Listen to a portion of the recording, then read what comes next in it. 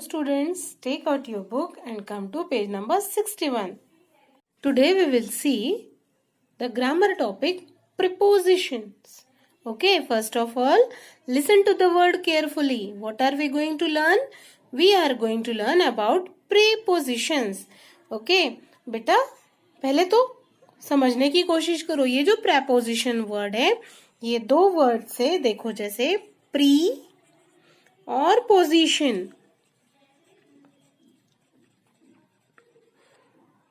है ना, इन दो वर्ड से प्रीपोजिशंस. प्रीपोजिशंस, पोजिशंस मीन्स जगह. हमें पता है ना कि पोजीशन, आपकी पोजीशन क्या है हम पूछते मीन्स जगह क्या है. और प्रीपोजिशंस मीन्स जगह से पहले, मीन्स डायरेक्शन बताने के लिए जिन वर्ड्स का यूज किया जाता है उन्हें प्रीपोजिशंस कहते हैं. कि कोई चीज कहाँ है, उसकी जगह क्या है, ये बताने के लिए जिन वर्ड्स का यूज किया जाता है उन्हें कहते हैं प्रीपोजिशंस. ओके, आपको प्रीपोजिशंस की मीनिंग समझ में आई?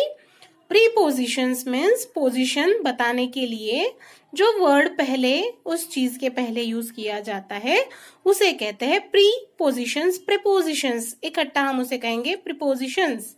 ओके, और ऐसे प्रीपोजिशंस है in, on, into, between, behind, etcetera. ठीक है, तो इसमें से कुछ हमें अभी सीखने. अभी आप छोटे हो, आप अभी थोड़े सीखोगे और उसके बाद आप लोग एक्स्ट्रा वर्ड्स भी सीखोगे आगे. ठीक है, तो चलिए सबसे पहले देखो, what is this? It's a frog. और ये कहाँ पर है, इसकी पोजीशन क्या है? क्या ये पानी के ऊपर है कि पानी में है? इट्स इन द पॉन्ड, है ना, इस तालाब में है. ठीक, the frog is in the pond. यहाँ वर्ड यूज हुआ है इन. ये जो इन वर्ड है ये है प्रीपोजिशन. ये किसकी पोजीशन है? फ्रॉग की. और किससे रिलेटेड है? पॉन्ड से. ये जो पॉन्ड है और ये जो फ्रॉग है, इनमें क्या रिलेशन है? ये इस वर्ड ने हमें बताया है कि ये जो फ्रॉग है ये पॉन्ड में है, पॉन्ड के अंदर है, इसलिए यहाँ इन यूज हुआ है. Okay, now come to the next picture. Now in this picture we can see an elephant and a clown. इस पिक्चर में हमें एक एलिफेंट दिख रहा है और एक क्लाउन है. ये एलिफेंट, ये जो क्लाउन है ये एलिफेंट के पीछे खड़ा है. ठीक है, ये एलिफेंट और ये जो क्लाउन है इसके बीच में जो रिलेशन है वो है बिहाइंड. ये है preposition. The clown is behind the elephant. Okay, ये बिहाइंड ने हमें इस क्लाउन की पोजीशन बताई है. Okay, now come to the next picture. It's a tiger and it's a tree. What is the relation between these two? इनमें क्या relation है देखो. The tiger sat under a tree. अब ये टाइगर कहाँ बैठा हुआ है? ट्री के नीचे, इसीलिए ये वर्ड यूज हुआ है under. Okay, the tiger sat under a tree. बिल्कुल पेड़ के नीचे वो बैठा हुआ है, इसीलिए अंडर वर्ड का यूज यहाँ हुआ है. It's a preposition which is used to show the relation between tiger and a tree. Okay, now come to the next picture. Here these are two girls, okay, and this is a boy, and this boy is in between these two girls. ये जो boy है ये इन दोनों के बीच में है. ठीक है, इसका नाम दिया है आपको Rohit. Stood between his friends. Rohit कहाँ खड़ा है? अपने फ्रेंड्स के बिटवीन खड़ा है, बीच में खड़ा है. Okay, this is preposition which is used to show the relation between the position of these two girls and this boy. Okay, now come to the next picture. See, now which are the two things compared here? Not compared, actually the relation between these two things is given here. This is a rock and this is a frog. The frog is on the rock.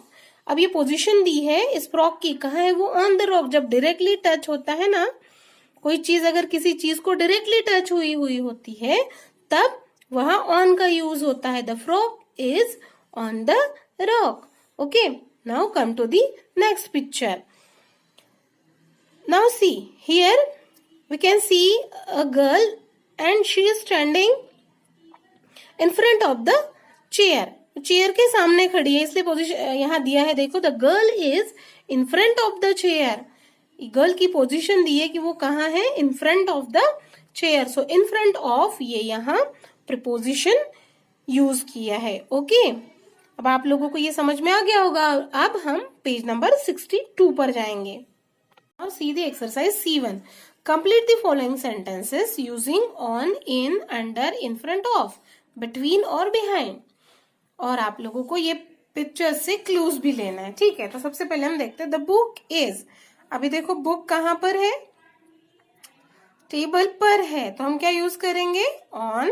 Okay, then the monkey is. अब देखो ये monkey कहाँ दिख रहा है, इस wall के पीछे है, उसके लिए क्या यूज करेंगे हम, behind. Okay, there are 10 flowers blank the vase. अब इस वास में कितने सॉरी ये जो फ्लावर्स है ये कहाँ पर है, इस फ्लावर वास में है, इसलिए हमने क्या लिखा है, in. Okay, the cat is blank the chair. अब ये कैट कहाँ है, देखो वहां हमने ट्री के नीचे देखा था टाइगर को, अब ये कहाँ है, चेयर के नीचे, तो यहाँ क्या यूज करेंगे, under.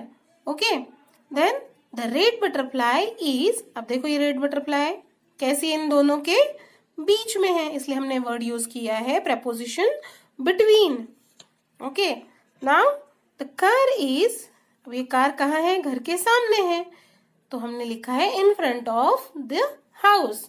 Okay, now I think it is very clear to you. अब मुझे लगता है ये आप लोगों को क्लियर हो गया है कि in, on, under, between, in front of, behind कैसे यूज करते हैं। ओके